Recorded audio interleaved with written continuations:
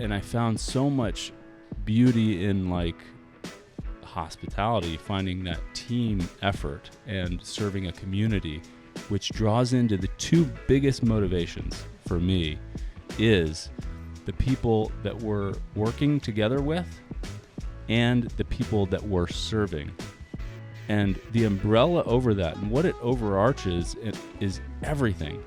It's how much you're pouring into your product and your food, how much you're pouring into your systems to support people and your team to make them successful, how much you're nurturing hospitably everybody that comes into your door, and how that service looks.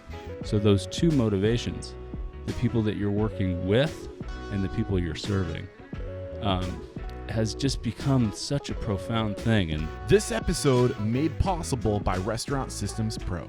With excitement, allow me to introduce to you today's guest, owner of Two Doughs, Chadwick Corcoran. My man Chadwick, are you feeling unstoppable today? Restaurant unstoppable. Dude, let's go. Stoked to have you here. You were here because Alex Coons called you out when I interviewed Alex. He said you gotta go talk to my man Chadwick.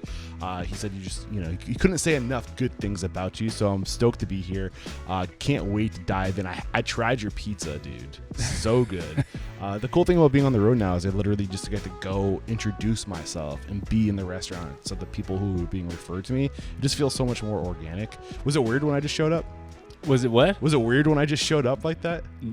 No, not at all. We get customers all the time. Great, in right? fact, it was welcome. We were welcoming it. Yeah, I love it, man. I love it. So I can't wait to dive into who you are and how you got to where you are today. But let's get that motivational, inspirational, ball rolling with a success quote or mantra. What do you got for us?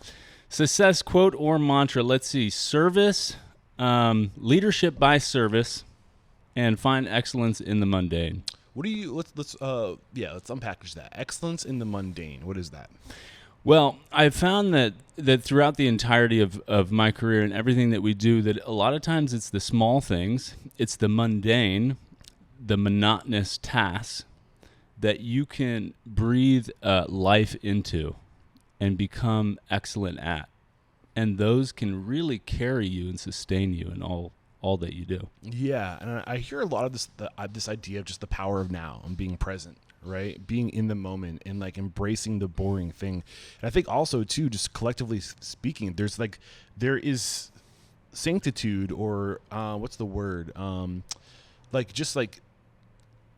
don't know, a level of comfort in just embracing the hard thing. You know, like it's going to be hard. Just do it. What's going through your mind as I'm saying this? Honestly, yeah, I think that it's all challenging, but when you forge that path of your own, really, I mean, ultimately you're leading your own path, and that leadership is a service in the end. I think some people look at leadership as a bit of a I'm going to create all of my own, but really it's a servitude. It's something that you deeply care about and love. So to find service in everything that you're doing and to find excellence in that mundane is really a powerful thing, just in terms of what you're doing and for humanity's sake. Yeah, and it's a choice, which is powerful too, right? Yeah. You get to make that choice in that moment, right? Awesome stuff. Totally. Great way to get this thing started. So before we dive into like how you got to where you are today and taking us back to the beginning, paint the picture. What does your business look like today? Like, what are the parts? You have one location right now, right? Yep. Any other like elements of the business we should know about, catering, things like that? Yeah, totally. So we started on catering. So catering was kind of the original bread and butter. We hit the road out of the back of an existing restaurant, and then built our brand and our business and everything on the road. Okay. Then we went brick and mortar in 2022, and now are at a place where we're kind of outgrowing our space. Okay. And that's a good problem to have. Yeah, it's a great problem to have. Yeah. But let's see. So now we're actually inviting the idea of for a multi-use, multi-purposes bakery as well as kind of commissary thing. Nice. Yeah. Cool. And is that in the works right now? It is in the works. We don't want to talk too much about it, do we? I don't want to jinx it. No, it's in the works. Cool. I mean, yeah, we're tying up some additional space, and it's functioning as like a growth, and we're just working through it. Nice. Yeah. Okay, cool. So now that we know where you are today, let's go back. Where does it make sense to start sharing your story? I think, well, honestly, I think where it really starts to make sense to share the story is just, where we started to where we are now. I mean, it's totally, this thing was built from a passion to create something of our own and bring it home. And with a first-generation mom and a second-generation son, kind of forging a similar path. A lot of what you care about, as it relates to that relationship, being some motivations, and then how the journey of the business side of it grew and into what it is today. So you opened, or you started your business. You incorporated in 2016. And that's when you started doing your catering, right? Graduate in 2009. What'd you go to school for? I went to school for agricultural business and with a concentration in finance and appraisal. What was the dream for yourself back in 2009? Where did you see yourself? Oh, goodness. It was the Great Recession back then. So I just saw myself. I was a commercial pilot during that time. It was a terrifying time. No way. Dude, a scary time. Wow. Great Recession. So yeah. How was that affecting you, though? At the time, I was just hoping to get a job, really. Yeah. That's pretty much what it felt like at the time. So you graduate with this degree, this very specific degree. Did you think you were going to be working in agriculture? Well, graduation, that's a funny thing. So I actually left school without taking my very last class. It was a senior project. And by the way, I love you, Cal Poly. So it's funny. COVID gave me an opportunity to go back and actually finish that last class. So I'm actually the class of 2021. Let's go. Congratulations. That's awesome. So I love that you finished. So, okay. So like you didn't think you were going to be opening a pizza place in 2009 though. That wasn't on your radar. No, it was not on my radar. I had just come off of hospitality, bartending, and worked my way up all the way from being a door guy. I obviously was in the restaurant industry with my mom. I think that's a great place to start. Yeah, I think we got to pay homage to how your mom was in here. Totally. I mean, when I was a kid, I was raised in booths of her restaurant. Like I can smell the leather. You said she was first generation? Yeah. Where's she from? She's from Colombia. Okay. Yeah. Okay, first generation Colombian. Yeah. Moves to America, living the American dream. She owned the restaurant. She owned the restaurant. She worked her way up also from being a hostess, and then ended up owning. Well, she was a waitress, and then ended up owning a number 5 store of a franchise location. Okay, are we allowed to say what the franchise was? It was Numero Uno. Okay, but pizza. Yeah, pizza. Yeah. So the pizza story starts early for you. Really early. That's cool. And it's funny how things work out because obviously being in the restaurant as a child growing up into it, and then going to school and then kind of veering off to what you think that you're going to do, and then coming back into hospitality. Right. It's been a really cool road. Yeah, I feel like this industry has a way to suck you in, especially if you're born into it and it's all you know, and like you acclimate to that level of like rawness and just people being themselves. And it's hard to go into other fields where what is professionalism? Like it's acting a certain way so you get along with a lot of people. Where like I don't want to say that the restaurant industry is less professional, but it tends to be a little bit more relaxed. I mean, it's relaxed, but I'll tell you what. I have found that in this industry, in hospitality, just even in the name and what it carries, that the powerful kind of maturation and the things that you grow with in the industry are so unique and amazing, and how we take on customers and take on people's struggles and burdens and offer up some rest, some joy, to not have to cook for their family for the night. I mean, really, and then the work that it does on you as a person, as a growth opportunity, right, and managing people. It's really a powerful, beautiful, strong industry to be in. And so I wouldn't necessarily classify it as really that unprofessional. I feel like it works you into an incredibly professional. Right. Yeah. Right, for sure. So wait, your mom, when did she open, or when did she like start off? Did she take over the franchise that was already open? Did she start from the scratch? So she was a franchisee owner of just one store, then became 2 stores. Okay. How old were you when she opened the first restaurant? Oh goodness, maybe I mean she was working there prior to ownership, but Okay. I think that she had owned it from when I was like 2. Oh wow! So this is Yeah. all you've ever known. So she was working in the franchise when you were born. Yeah, Okay. yeah. So this is like your entire existence in terms of like from as far back as you can remember. Oh yeah. So what was it like? Do you have memories of what it was like for your mom to be a business owner? Yeah, I mean, there are some really fond memories of just being able to be the cool kid at school, bringing pizza for lunch, and Bro, you get pizza every day, man. yeah. And then there's those other challenging memories of how much, how consuming the industry can be for a mom, and she was a single mom, so That's tough. Yeah. Yeah. I mean, as somebody who also grew up in the restaurant industry, like seeing the struggle, like being a fly on the wall, and like, I don't know if you guys struggled financially. Was it a successful franchise business? Was she operating in the black for the most part? It was a successful business, I think, at early on, and then they built up. It was very large to like 90 stores, and wow. then Wait, how many stores did your mom? She only owned 2 of them. Okay. She franchisee of 2 of them. The actual corporate built up to a pretty decent size franchise. Okay. Yeah, I think there was sure. I think there was up to 90 at one Okay. point. Yeah. I definitely heard of it. So numero uno's, 2 locations in California. Yeah. When did she get out of it?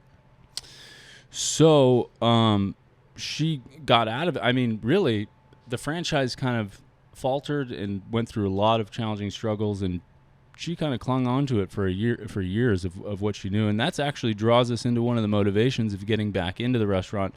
And in 2014, I found myself coming back into her existing location and saying, okay, Mom, we've got to worry about your retirement and what is the future, and what, let's start focusing on that. And at that point in my life, I had grown up and been really successful in business and in real estate, and then drawing from a lot of that business savvy knowledge, I went back into the hospitality industry, thinking that I had something to be helpful in, and really appreciated just the teams and stuff like that. So and building teams.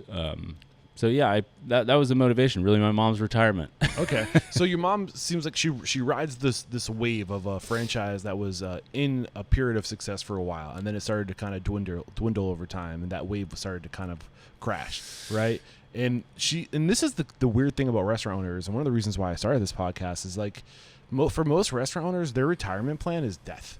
Like, they don't have a plan. It's keep on working until I can't work anymore. Right? I know. It's scary. Man, it is scary. Yeah. Yeah. So you saw this as being an issue because you became a successful business person, and you learned about finance, and you started worrying about your mom. So like, let's hop off your mom's story for a second. Yeah. Go back to your story.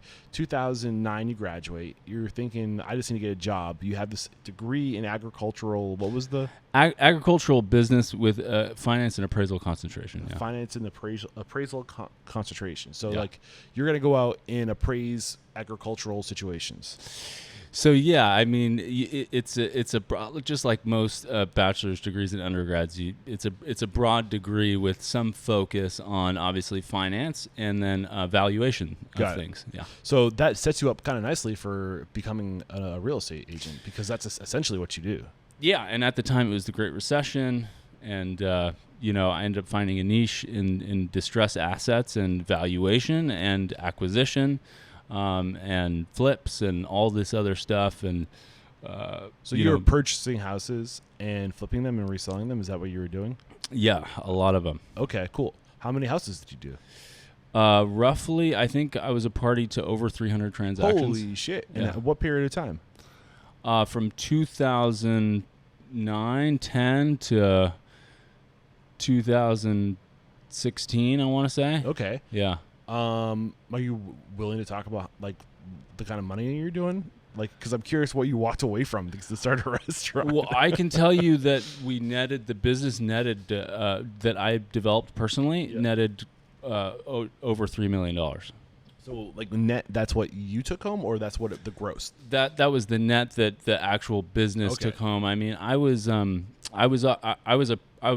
not the main principal. So, Okay. but it's a business that I personally built that the actual principal would have never been in. And we were really just, I was really fortunate too, because I was being mentored by an incredible, brilliant guy. Okay. Who really took me under his wing. And I mean, he was just amazing. So you had business partners. Yeah. How many partners? Well, by the time we actually incorporated our own brokerage, there was just one additional business partner. But previous to that, I was very much an agent built in to building a business. Okay. Yeah. You were an agent built into building a business. What do you mean by that? So I represented all the transactions. I wasn't an owner in the business. I was an agent to the business. I found a niche in acquiring assets, and I found somebody with the money to be able to. So you're kind of like the purchase, like the buyer. You're going out seller. Yeah. Okay, using someone else's assets and getting a cut of the transaction. Yeah, I mean commissions. Yeah. Cool. Awesome. There's so many ways to make money, man. That's a cool one. So, this mentor of yours, like, what were the biggest lessons that you think translated to your success today? Oh my goodness, he was just such a hard worker, and he always said, I'm not the smartest guy in the world, but I work the hardest. And it was one of those mantras that I was just so impressed by, because he was relentless. He was absolutely relentless. And but in the end, it was funny because his knowledge was so vast and so deep and he wouldn't even consider himself smart. And you're like, right. Dude. And, there was some self-deprecation there, but at the same time, I was just like, man, this guy's just awesome. He was brilliant. Right. I think the world we come up in as younger people, like, I think our definition of smart or intelligence is like, are you like good at math, or like, are you like an encyclopedia, or like, can you pick up any instrument and like figure it out right away? But there's different types of smart, like social and emotional intelligence, like discipline, like all these different types of intelligence. Like, intelligence is a very colorful spectrum, and I don't think you realize that until you get older and you realize that, like, we all have our genius. What's going through your mind?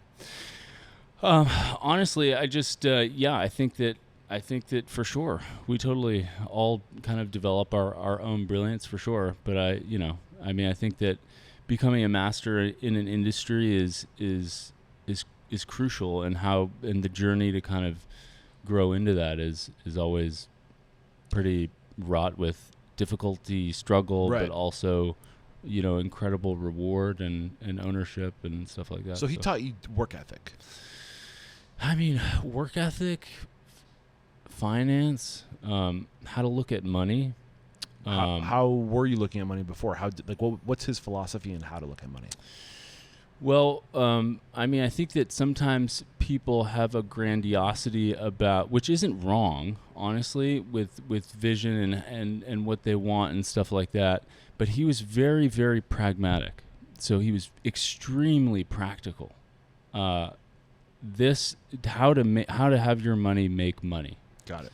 And there's always an approach to things that you could be hypothetical about. Like, I can go purchase this house and it's going to appreciate, 10% over the next couple of years. But let's face it, that's a gamble.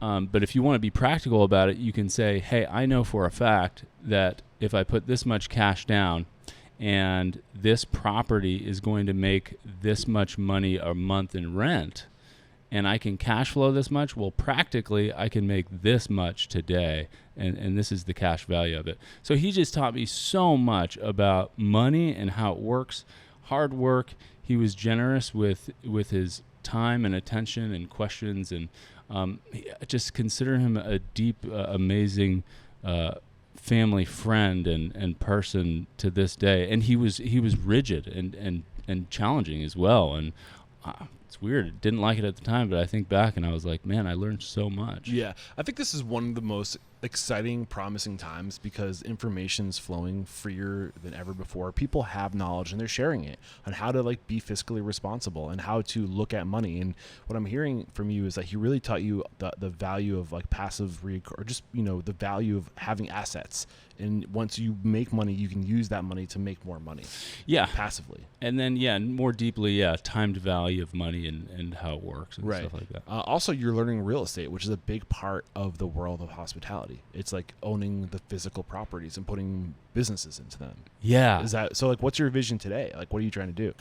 What up, unstoppable restaurant owners and operators? We have to interrupt today's video to let you know that Restaurant Unstoppable and Restaurant Systems Pro, we're taking our relationship to the next level. Beginning in July of 2024, Fred Langley, CEO of Restaurant Systems Pro, is making himself available once a week in Restaurant Unstoppable Network to answer all of your restaurant systems questions, whether it's be profit margins. He will look at your P&L. Bring your P&L. He will take a look at that. He will dissect it. He will help you find your profit, whether that be through budgeting, inventory management, costing recipe cards, labor, checklists, you name it. He is a master of restaurant systems and he's making himself available to you. Fred Langley and Restaurant Systems Pro started as a consulting firm, and for over 16 years, they've been helping their clients increase their profit by 10% or more. What are you waiting for? Click the link below to join our Facebook group, Restaurant Unstoppable Network.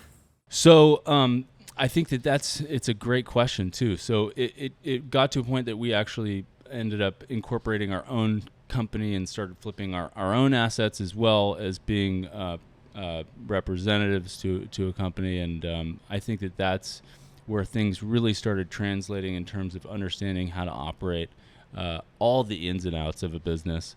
And then I found myself really finding the real estate. I don't know that everybody finds this. I think that at the time for me, real estate, I found it to be a bit of a personal kind of selfish kind of industry. And not that the entire industry is that way at all. What do you mean by that? I mean that I just think that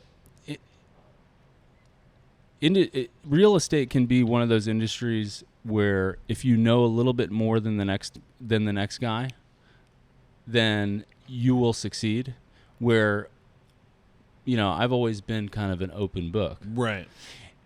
So I found myself going right back into my mom's pizza restaurant, and I saw a team culture, and I saw people pouring out into each other, and people systematically supporting customers and a community, and people creating and nurturing and developing a product.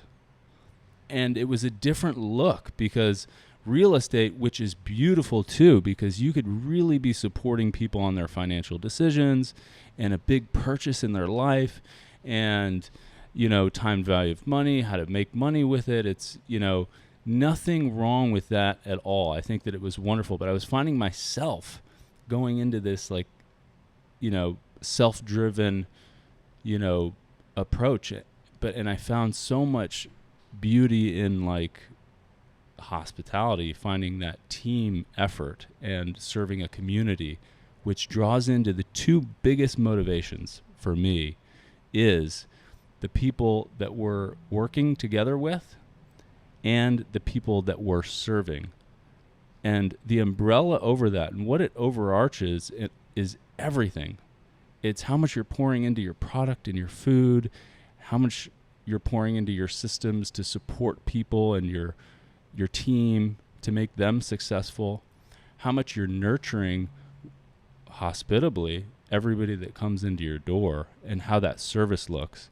So those two motivations, the people that you're working with and the people you're serving, has just become such a profound thing. And it's intimate. It doesn't get much more intimate than feeding people and caring for people and developing people. Whereas what I'm hearing with you in real estate, it was more of a I don't know, like there's more gray areas in real estate for like the shady things that happen, and it's more about winning than it is about serving. Honestly, it's a good way to put it, but you can always reflect. There is a ministry in everything, and I think that in real estate as well. I think that there's a what in everything? There's a way to serve in everything. Right. Well, my dad's a realtor. I mentioned that before the pre-record, or, during the pre-recording, and he takes a very similar approach. Like he's not trying to make the most money. He's trying to help first-time home buyers know what it's about. And if you take that approach, it can be it can also be very romantic. Totally. It could be a very sweet thing, a great experience. But there are people who are like, it's just one of those industries. It's kind of like marketing where there's no rules. It's like there's a million different ways to play the game. You can choose to be like, you can choose to go about doing it the right, like the way filled with integrity, or you can choose to be kind of sketchy about it and play in the gray area. I think you'd find some similarities with every single industry with that. But honestly, there's so much wonderful. I absolutely love real estate and what people do in real estate and the need for good stuff in any industry. So did you get disingenuous? Like why walk away from this industry that you're doing good money? You're making money. You have security. Things were. That was one of the motivations, and then walking into my mom's business was a huge motivation, and especially seeing, where the franchise went at the time. Like I said, it was from 90 to I think like 9. So there's the disparity in what was going on from the franchise went to, from 90 to 9. Yeah, I think that like the year 1990 to 09, or no. Wait, you went from 90 stores to 90 stores to around 9. Yeah. Oh, okay. So like I thought maybe you got that backwards, like 9 to 90 stores. But so it literally. So your mom had one of the few surviving stores. Correct. Wow. Correct. Yeah. So that's what I walked into. Obviously, my mom is a 30+ year restaurateur veteran, but after real estate, that's what I walked into. Yeah. So, if you can kind of, think about it in terms of like what it was to what you're walking into, I think that there was a whole new motivation with how we were going to make a change. So what was your motivation? Just to get a retirement for your mom, or like what was going on? Not only a retirement, but let's think about the actual franchise at the time and how it was being run. It was, okay, we need to control this situation and develop something that people love. Right. Not only do we need to develop something that people love, we need to revamp everything that's going on here. And with a franchise, you don't really get those opportunities. Right. You don't really have the privilege to make changes that you think. You have to play to the rules. Right. Yeah.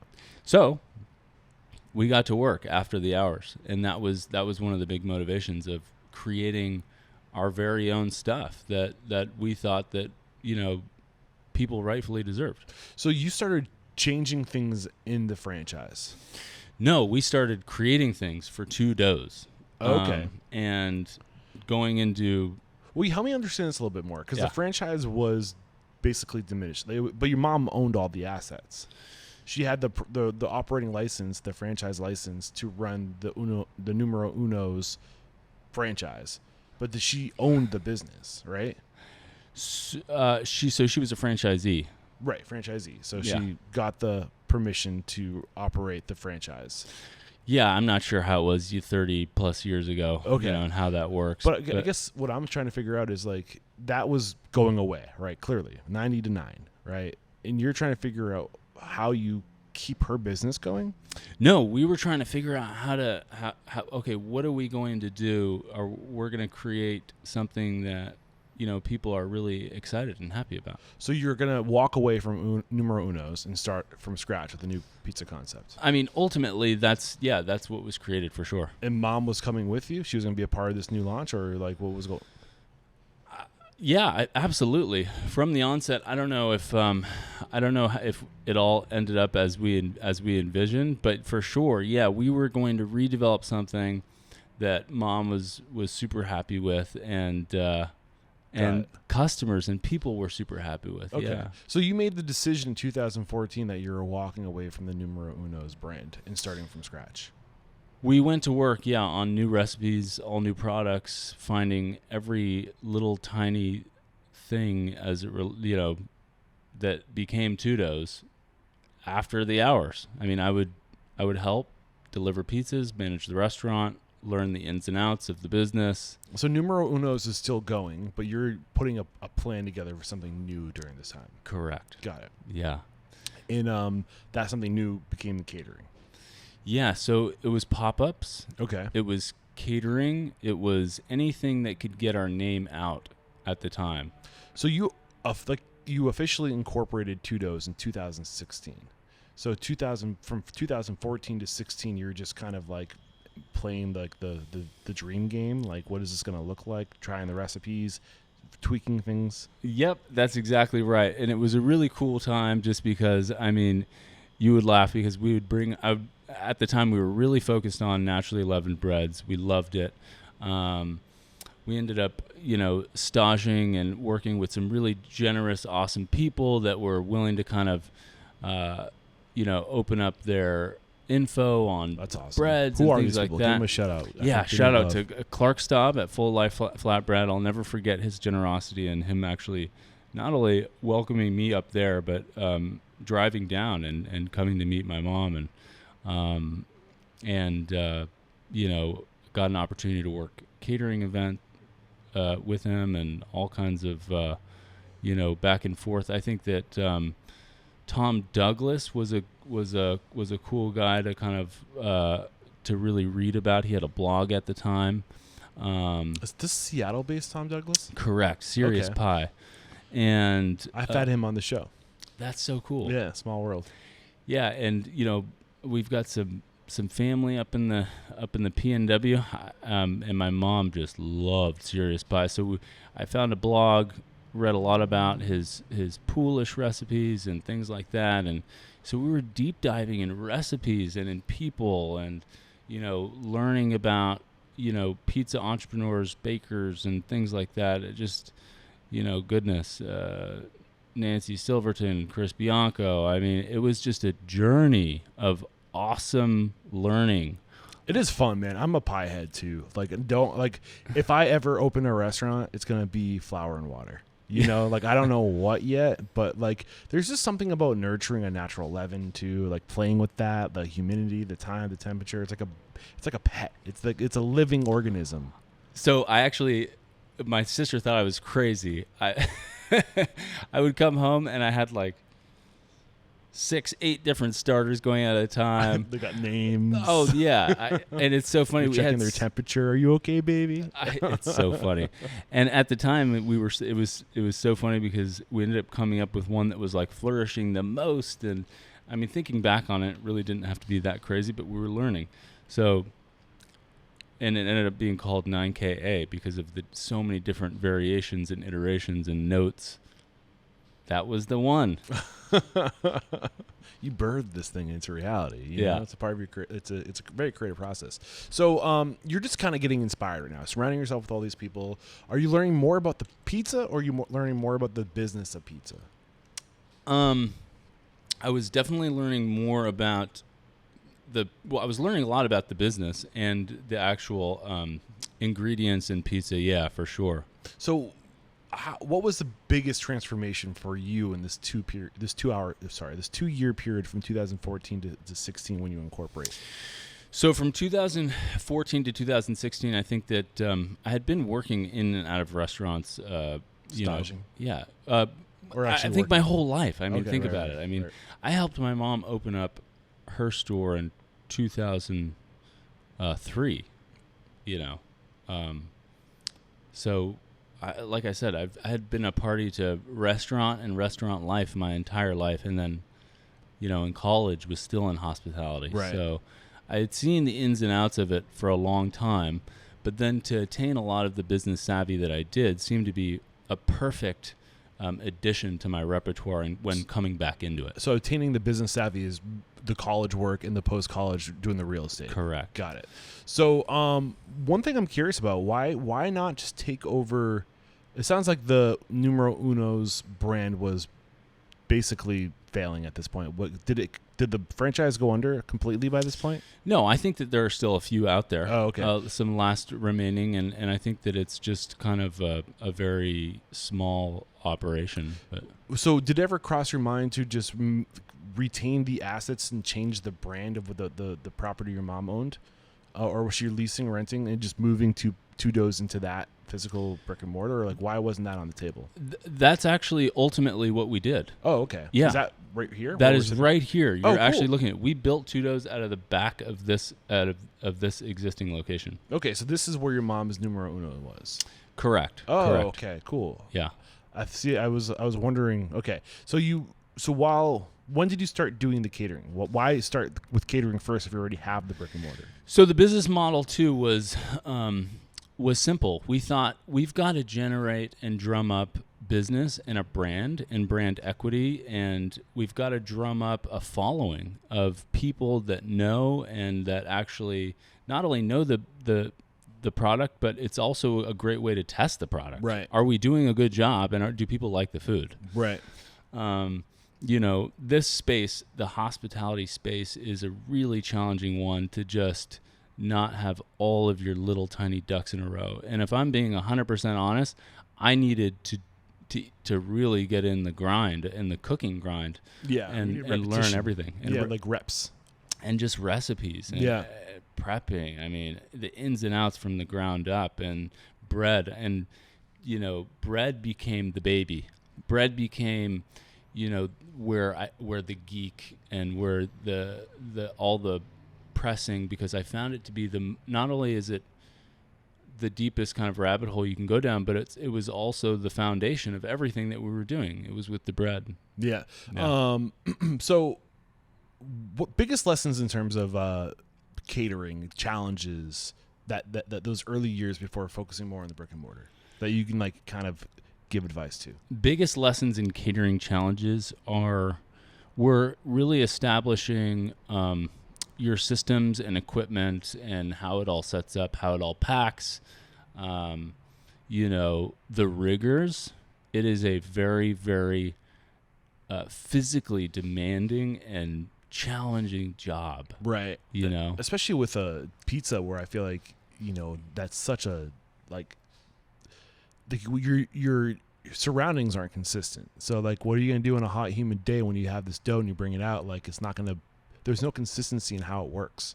Like when you have a physical brick and mortar, you can control those things a little bit more. Yeah, totally. And I think that one of the other challenges too is that people that are entering into this business have to strategically make some partnerships as well.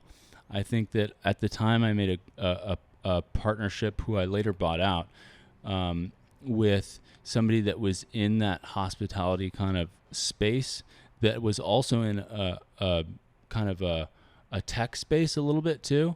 Was that not the right partner for you, or? No, it was great. I just think that, it helped facilitate how you making strategic partnerships and what you need to know that you don't about, trying to generate business and where to pop up and things like that. And, trying to mitigate any of the potential risks of just throwing a bunch of money away because they have access to different places and locations. So what about runway? Like, did you have money put away to like buy time to be able to figure this out? Like from your previous role in real estate? Yeah, I think that's what the time was. Going back into my mom's restaurant and, delivering pizzas and managing kind of personnel and just learning the ins and outs and getting back into it, and then developing recipes and really working. But I guess what I'm trying to say is you had fiscal security. You had money put away from the hard work you were doing from 2009 to 2014. Yeah. Where you didn't have to necessarily worry about cash flow. It was more about perfecting the recipe. I reduced my life a lot. Don't get me wrong. I couldn't go, Were you married at this point? No. Okay. No, I was single, and I couldn't go like, buy a house, and I knew I had an X amount of capital, and I knew I had to use it wisely. What did your personal liabilities look like at this point? They were simple. Obviously, I owned a couple houses, but you know, we But managed those were out. generating like. Yeah, they were generating. Yeah. So you were renting those out. They were generating. I'm assuming they were paying the mortgage, and you were probably making some money on top of that. Yeah, I mean, it was, but you know, personal liabilities. No, those were incorporated. Yeah. So I think that's really important to understand. Like, what are you doing if you want to open your restaurant, your dream restaurant? How can you first work on you and your life, where like you don't have liability because you might not be able to pay those liabilities. You know, like get it into the point where you have nothing but assets, and your assets are kind of, you know, floating you, right? Was that your situation where you had assets that were floating you until you could get this off the ground, or was it more neutral? You know, I always looked at it a little bit differently. Some of that's, you know, personal liabilities were just minimal. I had a car, and I had to live fairly frugally as I took on the next venture in life. No matter what, you don't have an endless amount of money. The stuff that the businesses had been generating on their own it's totally separate. Got it. Yeah. Got it. So, 2016, you changed this space into what it is today. No longer Numero Uno's branding. No, that was that didn't happen until 2022. Oh, that's right, 2022. So you were catering from 16 to 2022. Yeah, with a very wild and challenging COVID. That's right. Couple of years. Okay.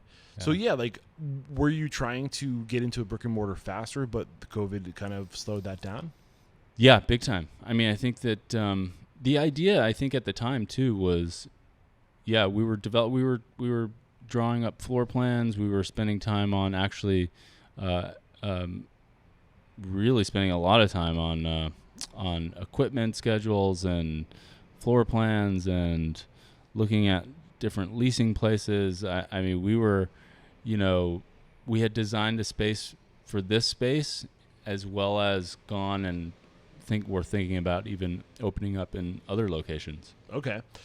So when you're saying like equipment schedules, like just how everything was delayed, like the supply chain shortage?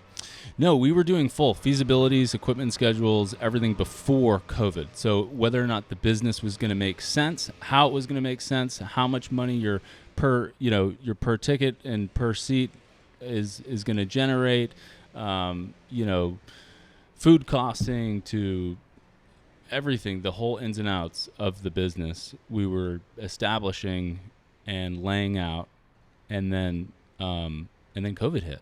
Yeah. Rough. Yeah. So in the perfect world, when were you going to be open? Like 2020? Was that like the goal? In a perfect world, yeah, because we had our biggest year in 2019 for catering. For catering, yeah, and you know, mind you, catering built to be such it was such a large business. We had our own residency built into a beer and wine in 2018 nice. Location because our brand started growing, and that was functioned very much like a location. And then, but we were contracted food vendors there, so COVID totally wiped that out. Right. You know, we had we were in with a lot of different venues and things, so we had a lot of 2 to 3 different crews going out 3 to 4 days a week. Oh, geez. So yeah, take us through the evolution of the catering. So it started with just booking gigs, or did it start as pop-ups? It started as pop-ups and booking gigs. Yeah, a lot of it was pop-up driven and booking gigs. I mean, we were popping up and we found a parking lot and you know, schools and you know, and then we were really trying to find break-even catering almost as a good medium that I thought that was great, and then having anchors in a brewery was huge. When for did branding. That happen? The 2016. the 2016, we established anchors quick. Wow. Yeah, we had to. So, what is your advice for one? Strategy for pop-up? Like, has the world changed so much where you can't necessarily just go to a parking lot and like open up shop? Is it harder to do that today than it was in 2016? What up, unstoppable restaurant owners and operators? We have to interrupt today's video to let you know that Restaurant Unstoppable and Restaurant Systems Pro, we're taking our relationship to the next level. Beginning in July of 2024, Fred Langley, CEO of Restaurant Systems Pro, is making himself available once a week in Restaurant Unstoppable Network to answer all of your restaurant systems questions, whether it's the profit margins. He will look at your P&L. Bring your P&L. He will take a look at that. He will dissect it. He will help you find your profit, whether that be through budgeting, inventory management, costing recipe cards, labor, checklists, you name it. He is a master on restaurant systems, and he's making himself available to you. Fred Langley and Restaurant Systems Pro started as a consulting firm, and for over 16 years, they've been helping their clients increase their profit by 10% or more. What are you waiting for? Click the link below to join our Facebook group, Restaurant Unstoppable Network. Well, I mean, we popped up in a parking lot, very close to the Hollywood Bowl, trying to, that was like one of our first things that we did. And it's not something that we did often, but we quickly realized that what you need is you have to establish anchors at a brewery with a customer base, and that customer base is going to help develop your brand equity. So we quickly started trying to find breweries that were successful enough and had enough people to support a pop-up. And pop-ups are not big money makers.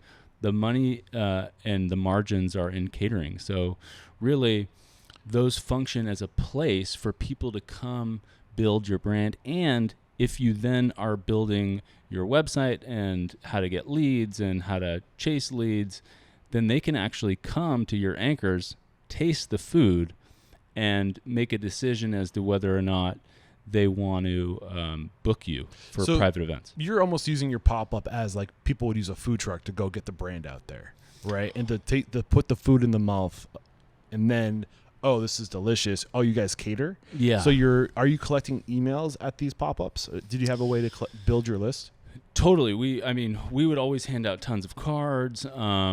Anybody. It was just a lot of information grab. You know what I mean? So aside from, you're just looking to kind of break even, or make as much money as possible with the pop-up, but really it was to network, to get the brand out there, to try to book catering events. Yeah. What was the strategy for, like, what was your process like on going from lead to booking catering? So the strategy was very much to just respond in emails, call people, talk to them about their event. It was very hands-on as it relates to just manicuring everything that they wanted at the time. And I think that was a challenge, because one of the difficulties in the business is to create a niche service that people are looking for and not do everything that they want to do. And I think that that's what you curtail and create. So we ended up becoming really good at starting that single station buffet style pizza service, where people can see this beautiful wood burning oven and ambiance. It becomes a show, but in the catering world, it's called a station, and you're building a station. But eventually that can evolve into other services like, past apps and family style services and things like that. What was that first thing you said? Past apps? Yeah. What's that? Creating apps that are being passed around for cocktail hours. Wedding services are all very, very similar, and what can be guaranteed essentially is a cocktail hour where after the ceremony, the bride and the groom and the family are going to go off and take all these important pictures, but the guests have to have a time of like mingling and hanging out, and there's a service opportunity in catering there for past apps. Gotcha. Or a station for apps that people can kind of go up to and stuff like that. So you were like the whole shebang up, or you could have even just been like a station as a part of a greater offering at a wedding, right? So you're doing complete, where you were the only option, and then yeah, cool. Yeah, I think that we were one of the trailblazers actually for pizza catering becoming a primary option for weddings. That's cool. At the time, people really didn't think of having a mobile wood burning oven out there and just serving pizza as like the main. I mean, if anything, we also did a couple late night snacks. You know what I mean? But we actually tried to create it to where the pizza pop-up experience became a main. That's cool. Yeah. So how many pizza ovens did you have at one point with your catering? We had 2, and then a third tabletop kind of Like uni situation? rock boxes. Okay. And yeah, Gosney. Cool. Yeah. Awesome. So when did you start to pivot? You're still catering today, and you still have these ovens today? Your catering Yeah. ovens? Okay. So the catering's still going strong to this day. Yeah, the catering is still a huge aspect of the business. Okay. Yeah. So what do we want to talk about next? I want to talk about actually getting into your brick and mortar. Yeah. I'm curious about like what your marketing mix today versus like sales from the brick and mortar versus catering and the other things you do. Where does it make sense to take us next? Well, shoot. I mean, I think that the journey into brick and mortar was always the goal. I mean, Yeah. that was really the goal, is to have our home base, and it draws on kind of another motivation that we had, was to bring excellent, very mindfully culinary driven, artfully crafted good pizza to the burbs where I grew up. Right. And that's Nice. where we are. Nice. So where were you when you started doing the pop-ups? Were you focusing more in Hollywood and Los Angeles? Honestly, we'd go anywhere, but yeah, very much like Los Angeles, Santa Monica, and then our residency was in the Valley in West Hills. Got it. At a beer and wine garden. So you want to come to the burbs. You want to bring good quality pizza to the burbs. That's the goal.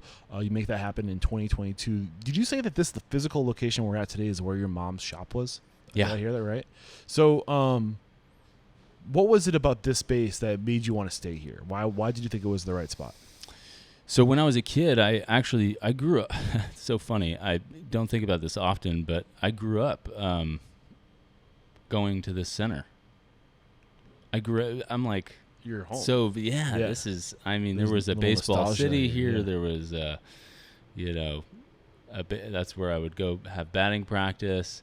This whole entire community as a whole is a part of the childhood. So really to bring something back special. But what we always recognized too was the burbs don't have what metros really get, right. especially in terms of like culinary creativity. And I think that partly because there's a lot of density over there. There's a lot of people that can support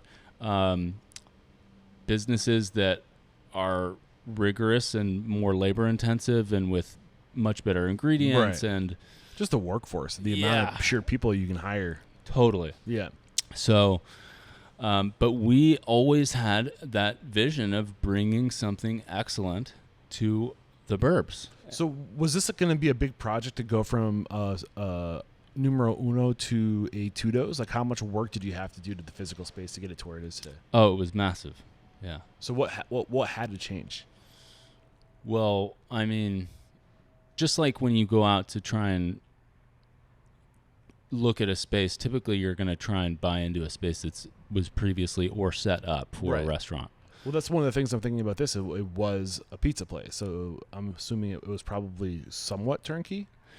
Yeah, somewhat to a degree. I mean, things were in the places that you would hope, but we did a lot of, everything that you see in here right now was fully remodeled and gutted and Total rebrand. yeah, total rebrand. Got it. Yeah. Were you using what kind of pizza ovens were you using with the numero unos? Those were, I think they were using Baker's Prides. Okay, so you probably switched your pizza oven situation to wood Yep. burning. What else Yeah. had to change? We changed just all the just the system, the layout of all the equipment and everything like that. We changed, just systematically how we do everything. I mean, every purveyor changed, every ingredient changed, every aspect of the business really was Built from scratch. Built from scratch. That's I mean, cool. every single little product that you see Yeah. was totally built from scratch. What about hood system? Going from live fire, did you have to upgrade the hood system? No, actually, we're really fortunate here that we stayed on gas. We ended up finding an oven system that really worked with the gas. Yeah, I think gas is smarter. Honestly, I think there's something to be said about live fire. I think it's appealing, but in terms of like training somebody to manage that live fire and having the consistency, the dialed in gas, like scalability, and just what are your thoughts on that? Do you agree or disagree? Yeah, we really are hopeful to move back to like a gas assist wood oven. I mean, I think that that's what I learned on, and I think that we can. Yeah, I love wood ovens. Right. So since 2022, we're now in 2024. What have been your biggest struggles focusing on scaling? You still doing the catering? You're scaling the brick and mortar. What have been the challenges? Well, I think that labor and development of personnel and teams and just growth, I think, is a huge challenge of our business and industry. That how many people did you have employed in 2022 before opening, like just the catering? Well, catering can be a little transient. You can have a crew,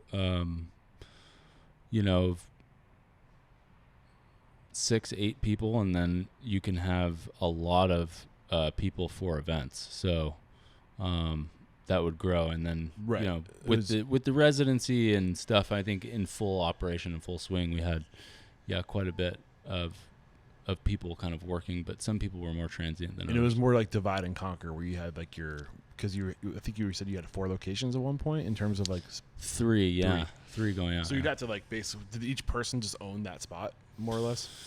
Or did you rotate through? Yeah, some people would shift and rotate and work multiple, but other people would kind of own that spot. Yeah. So how many people do you have employed today? Today we have 20 people employed. Okay. Yeah. So the big jump. It was it wasn't huge. 3 times. To be honest with you. Approximately. Twice. Yeah. Okay. So what were those challenges with going to more regular, consistent employees? I think that some of the challenges were,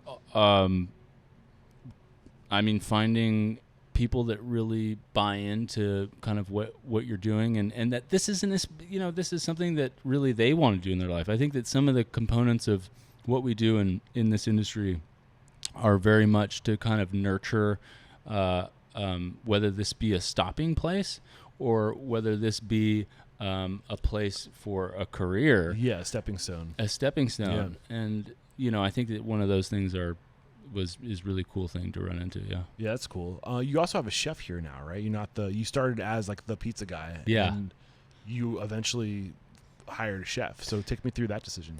Yeah, I think that if you want to provide something, especially as it relates to business growth and stuff like that, in what we could offer people, especially teams, I think that getting people that are really brilliant and bringing them on board is only a benefit, So did you recognize that if you wanted to scale this thing and make it a viable, like legit business, you couldn't be the one doing all the cooking? Exactly. Is that kind of where you're at? That's exactly right. Got it. So I guess where you are today with your business, like what's the vision? What's the dream?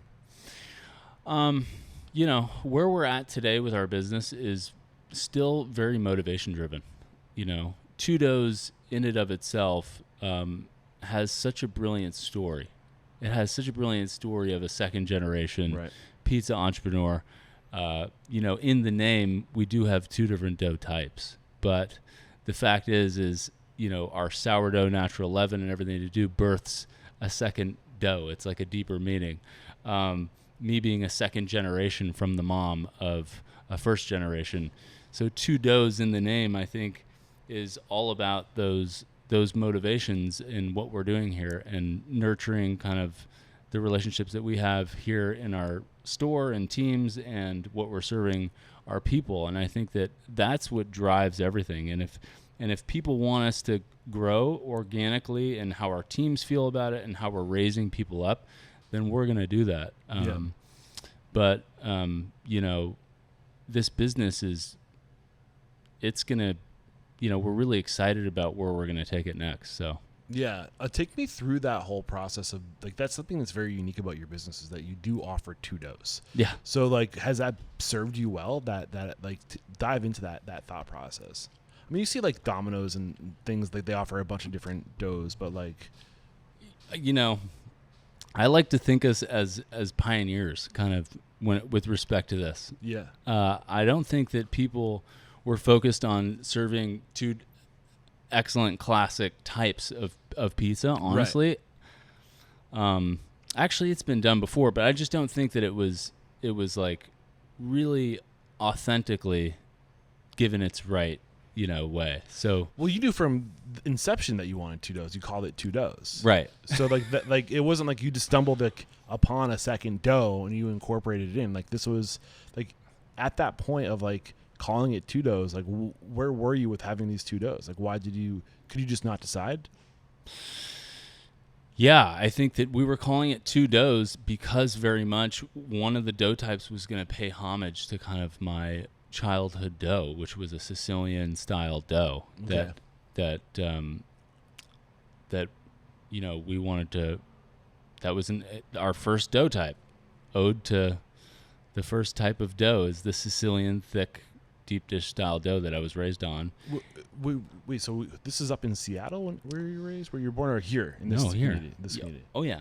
Wait, where? Like your mom was in Seattle at one point? Didn't you say that you had some roots in Seattle or family? Was it family? Yeah, I've got family in Seattle. That's what it was. But dough number 2 was our naturally leavened thin crust dough, which we're really, really excited about. So was California known for Sicilian style dough? Was that like the thing out here? No, I just think that's what I knew growing up. Okay. Yeah. Pizza's funny. I think people like that try to like rate pizza and say this pizza's good, that pizza's bad. It's the most subjective. Like, the best pizza is the pizza that you remember as a child. That's the best pizza because like that's comfort, Yeah, totally. And I think that, but we also wanted to draw on a totally new, different style of pizza, and that's what birthed the second dough type, which was a naturally leavened dough. Is it a pretty split in terms of like purchasing? Do people gravitate towards one type of dough? Yeah, we sell. Yeah, people go back and forth. I mean, they're both so different and just 2 awesome doughs that people really kind of go to each one. But I think that we tend to sell more of the thin crust, obviously, because it's California. People feel a little bit less heavy, and it's a kind of a lighter. I had the fungi when I came by the first time. It was delicious. So like in terms of just like the menu in general, like menu engineering, like do you want to get into? I mean, I like the fact that you have a smaller menu, 3 salad options, 5 starter options. I mean, it's not massive. I think. Talk to me about that.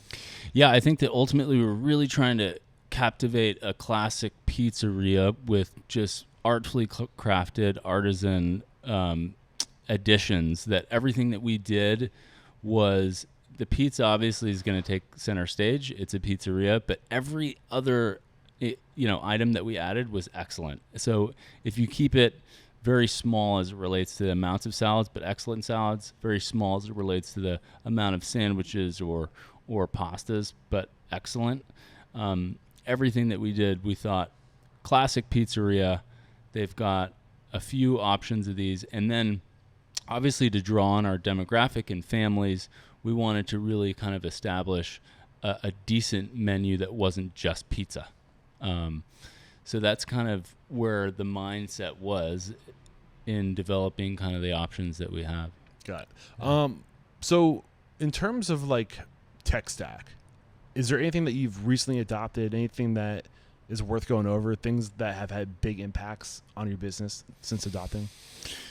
In terms of tech, I mean, I think that we've got a great POS system. I think that one of the cool things that they developed on a POS was to create organic traffic on your website by creating basically an overlay of online web ordering.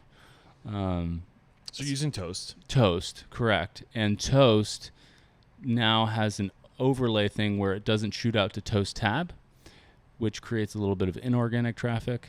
It actually stays on your site. People are directly ordering from your site, which is just a fantastic thing for businesses. And then if it's integrated through all your apps and of delivery apps and things like that, I think it's great. So did Toast build your website, or did you have an integration with Toast on your website? No. No, this is our website. We built and we've had forever. But what happens in online web ordering is if you adopt a system technology-wise and it shoots out to Chow Now, for instance, or if it shoots out to whatever other, provider there is, it goes to their website, from your website to theirs. And in the SEO world, the search engine optimization world, that actually is looked at as inorganic traffic, and it doesn't help your search engine optimization. So there's basically, you take your website and then build in the ordering device on top of it. So it's like a portal from your website. You're peering into those other ordering device platforms. Right. Yeah. Got it. So so Toast allows that ability. What else in terms of tech stack? Like, what are you using? So technology-wise, we love tech, but it's not something that we're like fully leaning in heavily on. I think that we've built a lot of our systems just based off of our own funnels and stuff for catering and our own website. We've just recently adopted some merch stuff, which is super cool. And we're using Woo payments for that. So what is like the stuff you adopted for the merch? Is it like a party, like a website that you go to, and like dive into that? Yeah, it's just an e-commerce style thing that is set up as another overlay option that we take photographs of, and they can kind of package it up and put it on there. And so does it work where you get like one T-shirt, right? And like they ship it to you, you approve it, and then is it like a order on demand, or ship on demand? So like somebody goes and purchases it, and then they print it, and then they ship it, so you don't have any inventory on hand? How does that work?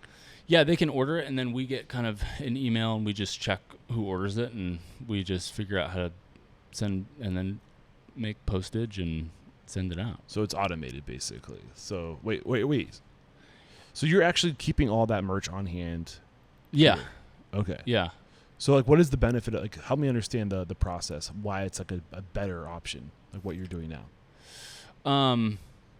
A better option. It just gives people an opportunity to see and purchase things brand equity wise. So it's more the user experience side. The plugin. Got it. Yeah. But you're still shipping. It's not like you're outsourcing the whole task to another party. I don't think that we're selling. I think that eventually that's probably where we'll go, but cool. Yeah. So what's like in terms of like the strategy for growth going forward? Like what's your strategy going forward? So strategy for growth going forward is very much the goal is basically to ultimately replicate but grow organically. I think that we're really excited to focus on all of our systems here, outgrowing the space, and then developing kind of the next space. And then once everything's it's a bit of a domino effect. So in terms of dominoes, once this other space functions well, then it'll give our business an opportunity to kind of supply or produce for other locations. Got it. Yeah. Is there like a benchmark in your mind you're trying to hit before you're at that point? I think benchmark really, as it relates to money or as it relates to time frame. Either like when do you know you'll be ready to move out of this space and go to a new space? I think that we're currently ready now, quite frankly.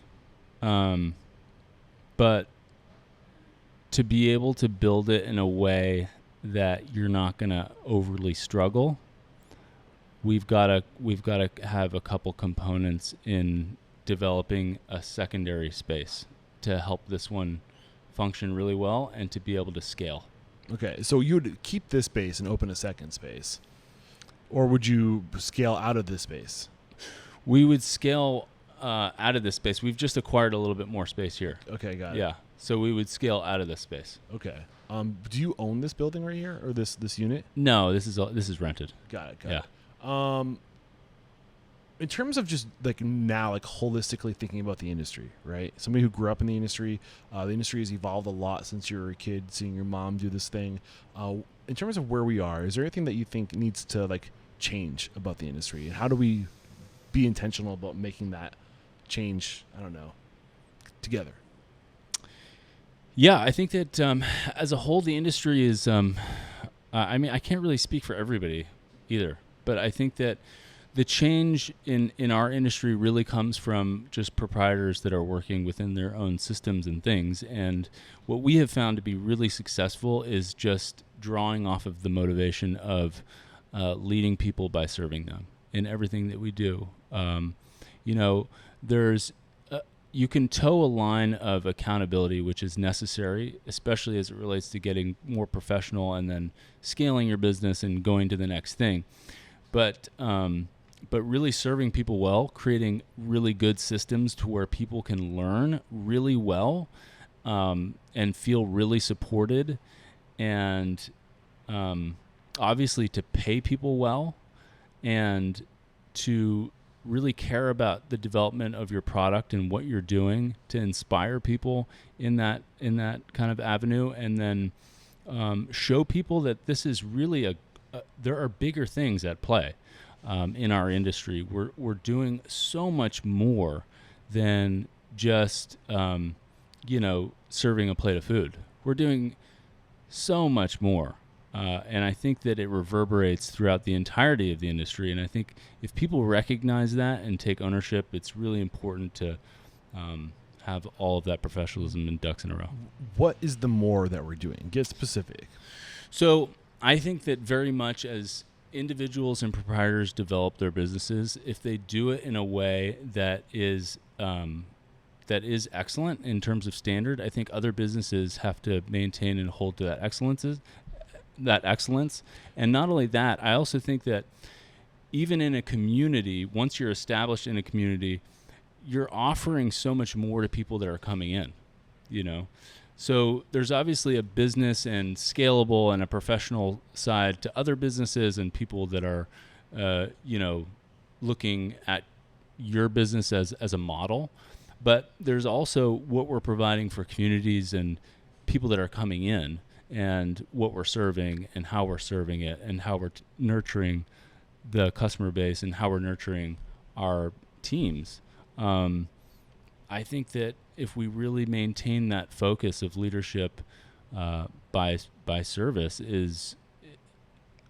our industry can help change culture throughout. 100%, dude. Yeah. And I think, my mission statement is to change the world through inspiring, empowering, and transforming the industry. And exactly what you're saying is that this industry has transformative power. Totally. Because to your point, like, we can literally set the standard. And we are, for so many people, their first job ever, right? Like, where do you go to get your first job when you're 16, 17, 18 years old?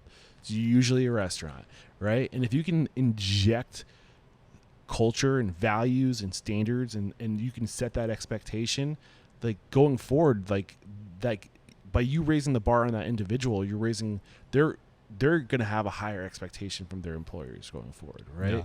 So, like, and to your point, like, we can just influence, we can shift culture. It's powerful what we have, the third largest industry in the world. What's going through your mind right now? I think that you're exactly right. Yeah. I think that's what I'm talking about as it relates to reverberating in a bigger picture and how there's more at play than just your own little business here. So how do we echo that sentiment? How do we get that vision for the future out? Well, I think it's recognizing that we are a part of a much bigger impact and industry. I think personally, I draw everything that I do on. I'm a very faithful guy, so everything that I do is drawn from that in how well we do to produce this true identity of hope, and what we can create with it is really impactful. Yeah. I love that, man. Anything we haven't discussed today that you were hoping we would discuss? An area that you think you are especially well-versed in, strengths, things that you think didn't come out of today's conversation? Well, I mean, I think that we're a pizza spot, and talking about the doughs, I love talking about bread. Okay. Yeah, man. I mean, I love everything that we do here. Don't get me wrong, but I love talking about bread and really just caring about all the things that we do as it relates to our ingredient. And we've touched on a lot. And honestly, this has just been a wonderful time to be able to kind of go deep diving into the nuances and the difficulties and the journey. But honestly, the bread and just our organic flours and, the naturally leavened process and, we just love what we do. And I think that that's also what draws on motivating others to kind of come into the fold of what you do. Yeah. I mean, like I said, I've had your fungi pizza. Yeah. Delicious. Not a giant pie, right? It's a modest sized pie. Yeah. You're not doing 24-inch, No. giant New York slices, right? Right. So like, I think what I'm trying to point out is that you have the standard of excellence with the quality of ingredients you're using. I guess I'm curious about like, how do you go about charging what you need to charge to do work with integrity, right? $20 for I guess you'd call a medium-sized pizza. Is that safe to say? Yeah, it's a medium to large. I mean, I mean, it's not tiny, but I'm just saying, like... Yeah. I mean, it's eight slices. Easily could serve two people. Right. I ate it over 2 meals. Yeah. Yeah. And honestly, it's really a simple approach. Ours is very just driven by the cost of the food. And once we get a cost on the food, then we know exactly what our business margins look like. So we have to charge 3.5 to 4 times above our cost, and that'll secure that we maintain a profit margin. Right. So that's kind of the way we look at it. Yeah. Do people ever do you ever have people complain about price? We're in a really interesting time. I think that with inflation and just the way things are going, I think that we've gone, even in the short 2 years, I think people have kind of looked at the prices like, whoa. And now I think we're thinking that prices are kind of have been moving up, that we seem to be Well, I think they're part of this change that we were talking about, like going to the future, influencing the consumer. I think it's empowering our staff and creating all the things that you said, right? But on top of that too, I think it's also educating the consumer on like, listen, like our food system's broken, and if you want good quality ingredients that are healthy, good for you, good for the planet, like it costs more, Without a doubt. Yeah. And honestly, it's really a challenge too to go into raising prices when you see the cost of goods going up. Right. It's a tough thing, and especially with labor too. If you want to be successful, you kind of have to splurge on labor a little bit. Well, yeah, and you're in California, and that's one thing I was hoping to talk more about, just generally being out here. I know it's just a challenge generally to exist in California as a business owner and a restaurant business owner. Yeah, we want this to be an industry that people want to stay in and flourish in. We want it to be able to pay people well. Yeah. So what has to happen for that to be the reality? You have to charge. Right. Yeah. I mean, I agree 100%. I think that the biggest thing that holds our industry back is our fear of the consumer. Yeah, and I think that to produce a really awesome product and to nurture that craftsmanship and develop people is really an expensive thing to do and to take on, and it's a big responsibility and an incredible honor as well. Yeah. Chadwick, man, I've really enjoyed today's conversation. I'm going to wrap it up with a few more questions I ask all my guests. You ready? Let's do it. All right. What's one thing about your business, a value, a process, a system that makes you truly unstoppable? Honestly, it's definitely our bread. It's unique. I would consider our 10-year-old wild yeast starter to be the new intellectual property, that is not recreatable because it's so unique. I think I'm coming back for dinner tonight so I can grab some B-roll of this pizza. I gotta get the B-roll. Will you be back here tonight? Oh yeah. Nice.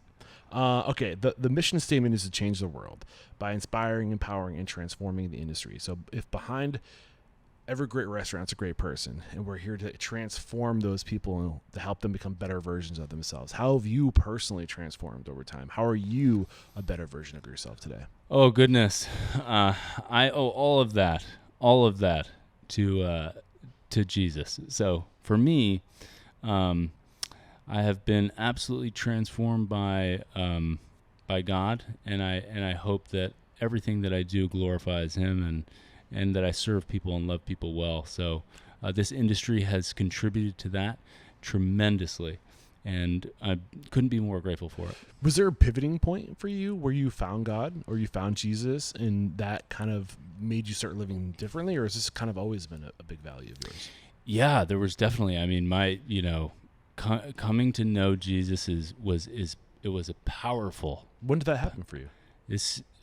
I would be considered a convert. Okay. So that happened roughly 8 years ago. Okay. Yeah. So 2014, around the time you started helping your mom. Is that right? Yeah, around 2015. 15. Yeah, 2016. Yeah, Yeah. sorry.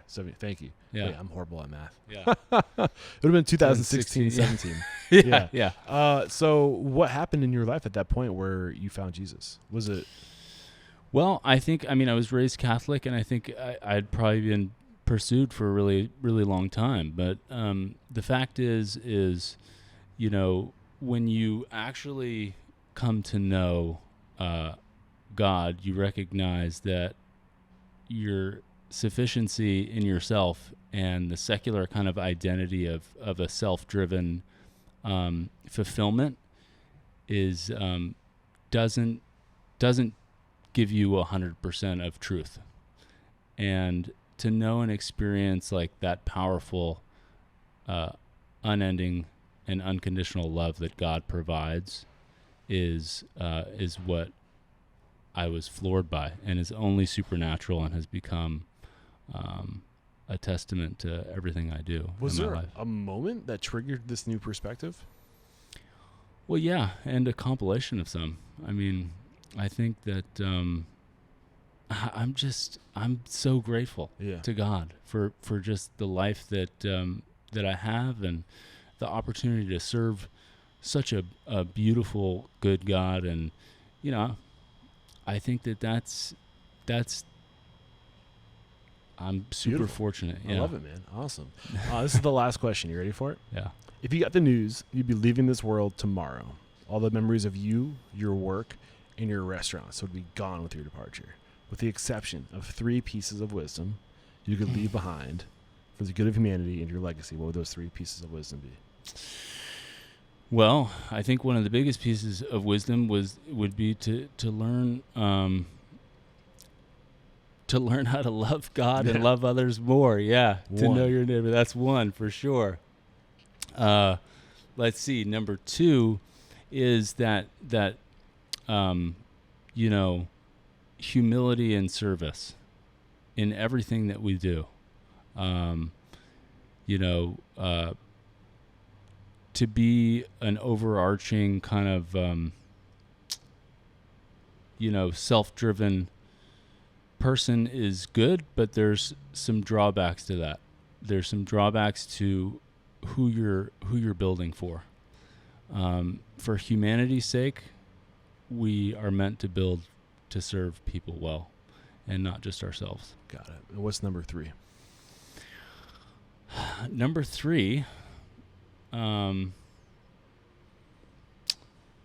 goodness. I mean, loving God and loving others, I think, encapsulates everything. What else do you need? I love this conversation, man. Thank you so much. I found you because Alex Coons called you out. Yeah. Who do you respect and admire in the industry? This is really my North Star going forward, is I don't want to be the one to decide who gets to be made an example of.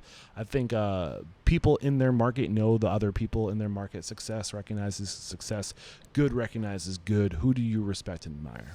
I truly respect and admire, let's see, Matt Lyons from Tribute pizza in San Diego. San Diego. Matt Lyons, like the bear, or like the fucking lion. I mean, Jesus Christ, I'm struggling this morning. You're doing great. So like Lyons, like Lions.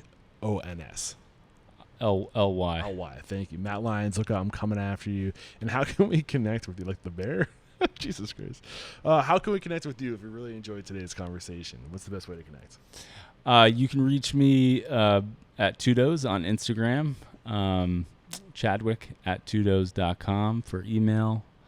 And obviously, you can always call the shop. Yeah, man.